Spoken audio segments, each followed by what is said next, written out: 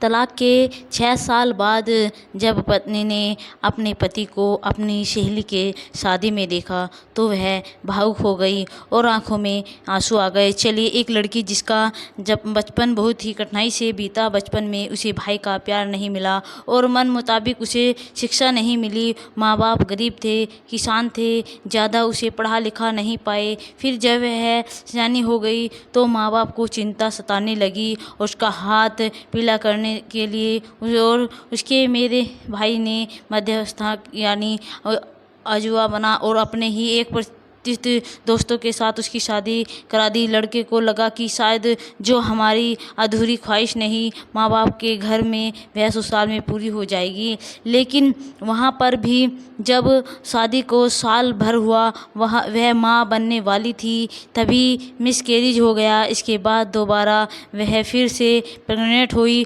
लेकिन इस बार भी पति के लापरवाही से मिसकैरेज हो गया। लेकिन उस लड़की की दर्द की दास्तां यहाँ पर ख़त्म नहीं होती है। इसके बाद उसके ऊपर दुखों का पहाड़ तब टूट पड़ता है जब शादी के सिर्फ 3 साल बाद ही पति ने उसे तलाक दे दिया। अब वह मायूस होकर निराशा मन से अपने पिता के घर लौट आई। लेकिन कुदरत का काम तो देखिए, उसी लड़की की सहेली की शादी में तलाकशुदा पति उसकी मुलाकात हो जाती है। तो वह भी 6 साल बाद तब वह अपने पति से एक ऐसी बात पूछ लेती है, उसकी दिल की पति जवाब नहीं दे पाता और भावुक हो जाता है। फिर उसके बाद उन दोनों के बीच में जो हुआ उस पर तो किसी को यकीन ही नहीं हुआ। क्या हुआ यह सब जानने के लिए दोस्तों हमारी वीडियो में अंत तक बने रहिए। नमस्कार, मैं हूँ बुद्धा स्टोरी। एक प्रेम जोड़ा है की कहानी है। एक लड़की थी जिसका नाम था करिश्मा। स्वभाव से बहुत ही चंचल थी, लेकिन माँ बाप के अपने इकलौती संतान थी। जब वह थोड़ी बड़ी हुई तब वह स्कूल जाने लगती है। पढ़ने में बहुत होशियार थी। गरीब घर की लड़की थी, माँ बाप किसान थे। लेकिन उसे एक बार बचपन में दुख तब हुआ, वह रोने लगी जब उसकी सहेली ने अपने भाई की कलाई पर राखी बांधी। तो उसने भी कहा कि मैं किसको राखी बांधूं। अपने माँ बाप से पूछा तो माँ बाप ने जवाब दिया। अपने भाई को लेकर बहुत निराशा हो गई। काश मेरे पास आज भाई होता तो मैं इसकी कलाई पर राखी बांधती। उस लड़की को बचपन में ही भाई का प्यार नहीं मिला। यह पढ़ाई करती, पढ़ने लिखने में गरीब घर की बच्ची थी, लेकिन जैसे तैसे करके वह 5वीं तक पढ़ लिया। सरकारी स्कूल में 8वीं तक भी पढ़ लिया। सरकारी स्कूल में इसके बाद अब समस्या यह हो गई कि हर स्तर के स्कूल घर के आसपास नहीं थे। प्राइवेट स्कूल में पढ़ने की क्षमता माँ बाप के पास नहीं थी। नतीजा यह हुआ कि उस लड़की को अपनी पढ़ाई छोड़ देनी पड़ी। उसका सपना था कि मैं किसी तरह से पढ़ाई लिखाई करके कामयाब बनने अपने माँ बाप को इस स्थिति से उभार सकूं जो अभी इनकी स्थिति है, थोड़ा सा सुधार कर सकूं। लेकिन वह सच्ची थी, बचपन था, बच्ची थी, उसे क्या पता था कि आगे चलकर क्या होने वाला है। फिर वह पढ़ाई छोड़कर माँ बाप के साथ घर गृहस्थी, खेती बाड़ी में काम हाथ बटाने लगी और परिवार ऐसे ही चलता है। जब वह लड़की सयानी हुई तो माँ बाप को चिंता सताने लगी। उसका हाथ पीला करने की कोशिश, उसको योग्य वर ढूंढने लगे और मेरा भाई का जिसका नाम था राजपाल, उसने अपने ही एक परिचित दोस्त से उसकी शादी करा दी। हालांकि वह लड़का भी आकर लड़की को देख के शादी किया।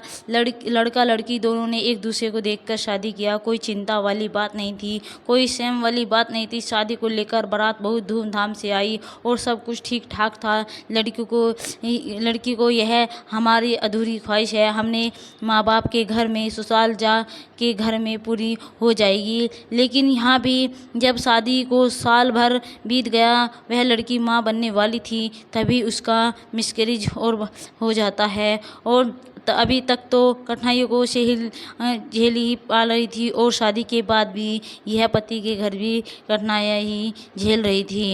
यह बहुत मायूस हो गई। 1-1.5 साल बीत चुका था, वह लड़की दोबारा फिर माँ बनने वाली थी। तो इस बार भी पति को लापरवाही से फिर मिसकैरेज हो जाता है और बच्चा पेट में था। डॉक्टर को दिखाना चाहिए था। वह कह रही थी कि मुझे पेन हो रहा है, लेकिन पति ने समझा नहीं। वह झाड़ फूँक टोकते होने के चक्कर में पड़ जाता है, इधर उधर दवाइयाँ ला कर दिया। नतीजा यह हुआ कि दूसरी बार भी मिसकैरेज हो गया, लेकिन इसके बाद भी उस लड़की के दुखों का अंत नहीं हुआ। इसके बाद तो जो हुआ वह मानो उस लड़की के ऊपर दुखों का पहाड़ टूट पड़ा। 2 बच्चों का मिसकैरेज हुआ। इसके बाद 3 साल बीत चुका था। तभी घर में छोटी सी बात अनबन लेकर पति ने उसे तलाक दे दिया। लड़की रोती रही, लेकिन पति ने नहीं समझा उसकी भावनाओं को और उसे घर से निकाल दिया। यह मायूस होकर अपने माता पिता के घर लौट आई। निराशा मायूस करिश्मा अपने पिता के घर वापस आ गई, लेकिन कुदरत का क्रम तो देखिए, तलाक को 6 साल बीत चुके थे।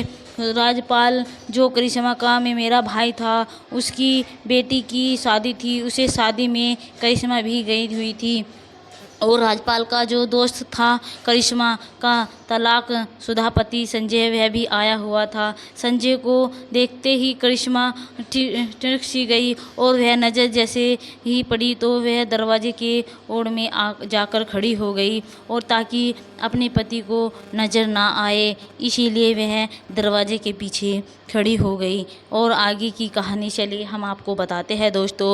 वह दरवाजे के ओर में जाकर खड़ी हो गई और घर में लगी हुई खिड़की से लुक छुपी अपने पति को देखने लगी। वहीं से उसने देखा कि संजय आया और वह थका हारा सा एक कुर्सी पर बैग फेंक दिया और दूसरी कुर्सी पर लेट गया और खुद बैठ गया। इधर उधर देखने लगता है, लेकिन उसको पहचानने वाले वहाँ पर कोई नहीं था। उसको जो दोस्त था राजपाल, वह थोड़ी देर में आया तो संजय उससे गर्म जोश में हाथ मिलाया, गले मिला और फिर पीठ थपथपाई। नहीं लगा पीठ थपथपाने से करिश्मा की याद ताज़ा हो गई कि वह भी जब अपने पति से गले मिलती थी तो इसी तरह उसकी पीठ थपथपाती थी। फिर संजय और राजपाल दोनों बातें करने लगे।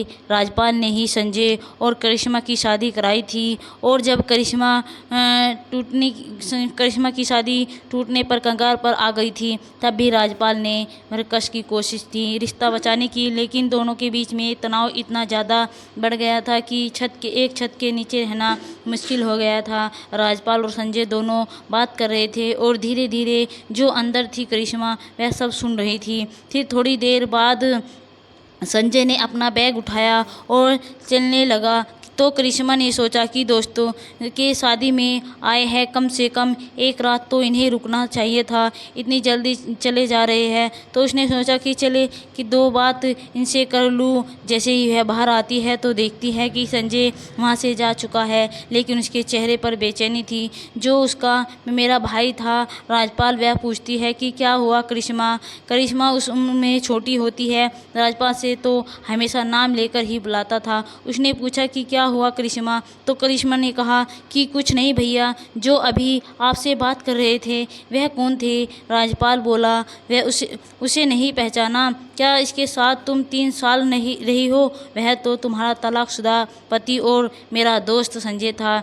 इतने में वह एक लड़का आकर सूचना देता है कि बाराती लोग आ गए हैं, उन्हें वहां ठहराया जाए कि राजपाल बारातियों की खिदमत में के लिए चला गया। लेकिन करिश्मा तो संजय के बारे में ही बहुत जानना चाहती थी, लेकिन उसे पूछने का राजपाल से मौका ही नहीं मिला और फिर वह अनमनी होकर घर के अंदर चली गई। आज संजय के बारे में बहुत कुछ जान लेना चाहती थी कि उसने दोबारा शादी की है या नहीं, अगर की है तो उसकी बीवी कहाँ है, बच्चे कहाँ हैं। जब बच्चों की याद आई तो उसे अपने भी दिन याद आ जाते हैं कि किस तरह से 2 बार मेरा मिसकैरेज हो गया। अगर वही आज दोनों बच्चे मेरे ज़िंदा होते तो कितनी अच्छी बात होती, लेकिन दुर्भाग्यवश से गर्भ ठहरने के 4-5 महीने बाद ही मिसकैरेज हो जाता। यही बस सोचकर करिश्मा की आंखों में आंसू आ गए। उधर दरवाजे पर जजाम बिछाई जा रही थी और बाराती आने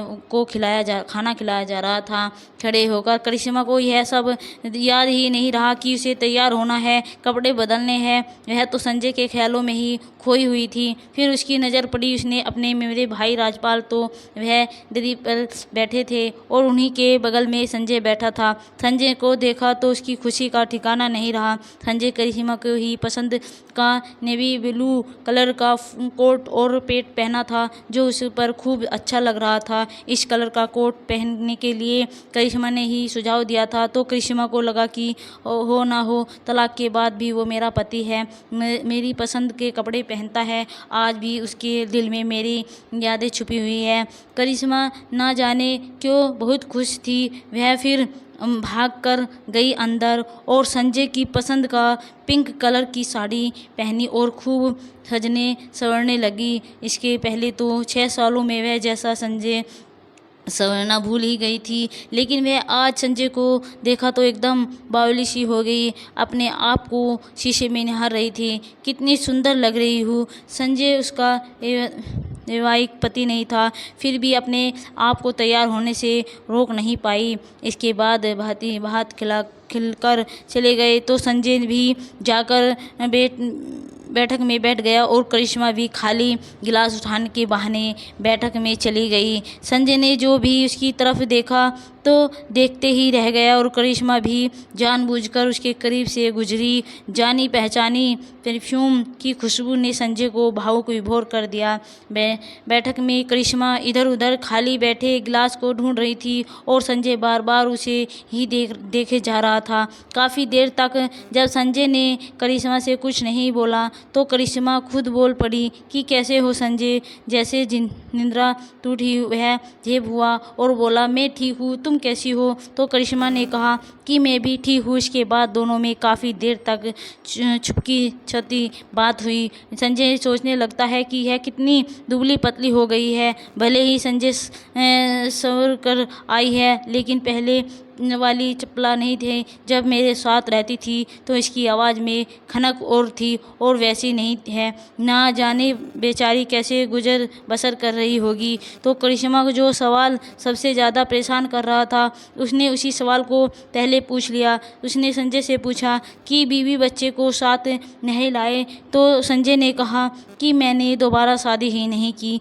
तो बीवी बच्चे कहाँ से आएंगे? यह सुनकर करिश्मा के दिल को बहुत ठंडक महसूस हुई और वह खुश हो गई।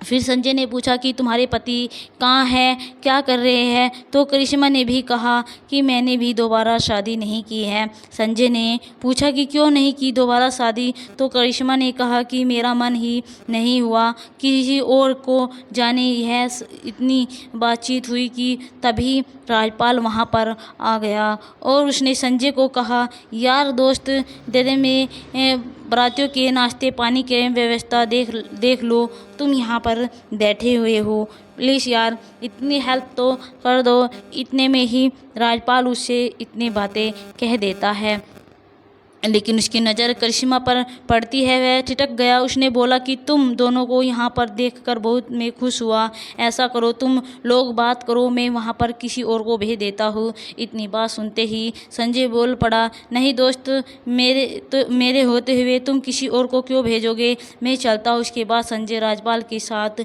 बाहर चला गया और करिश्मा वहाँ पर खड़े खड़े सोचती रही। फिर स्टेज प्रोग्राम शुरू हो गया। दूल्हा दुल्हन को आशीर्वाद देने का सब लोग साथ साथ जा रहे थे। जिसकी शादी हुई थी, जिसकी नज़र नहीं हुई थी, वह अकेले जा रहे थे। जिसकी शादी नहीं हुई थी वह अकेले ही जा रहे थे। और संजय को जाने की स्टेज पर तो वह जाने लगी तो जाने किधर से करिश्मा भी उसके साथ चल पड़ी। तब दोनों ने स्टेज पर पहुंचकर दूल्हा दुल्हन का आशीर्वाद देना। तो जो आसपास के जानकार लोग थे, वहाँ के लोग थे जिन्होंने संजय और करिश्मा को पहचान लिया, वह आपस में इधर उधर की बातें बनाने लगे कि वह अब दोनों को तलाक हो चुका है, तो फिर दोनों साथ साथ क्यों खड़े हैं। स्टेज प्रोग्राम ख़त्म हुआ।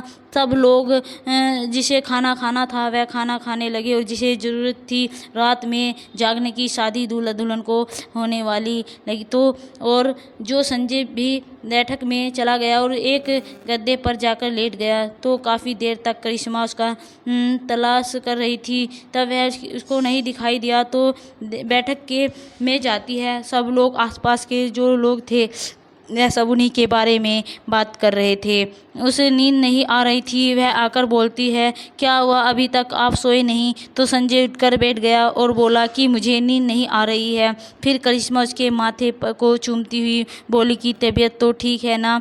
तो बरसों बाद पत्नी का स्पर्श पाकर वह अधीर हो गया और फिर करिश्मा उसे अधीर बंधा है और जाकर उसके पैरों के पास बैठ गई। तो संजय भी बोला कि तुम्हें भी तो नींद नहीं आ रही है न? तो करिश्मा बोली कि वैसे तो तुम जानते हो कि नींद की कच्ची नहीं हूँ, लेकिन दिल नहीं मानता, मैं तुमसे मिलने चली आई। फिर पति ने कहा, एक बात पूछूं तो दिल ने करिश्मा से कहा कि क्या तुम उसने कहा कि आज भी तुम्हें मेरी याद आती है? तो करिश्मा ने कहा कि मैं तुम्हें भूली ही कब थी कि मुझे आपकी याद आएगी, तुम्हें मेरी याद आती है। तो पति रोने लगा और बोला कि हमेशा याद आती है, लेकिन क्या करूं, बाहर जब भी मैं थका हारा घर पर जाता हूँ तो मुझे एक ही आवाज़ सुनाई देती है, गर्मा गर्म रोटी खानी है तो आ जाओ। लेकिन जब मैं रसोई में जाता हूँ वहाँ तुमने मुझे नहीं मिलती। रात को सोते वक्त आवाज़ सुनाई देती है कि अपना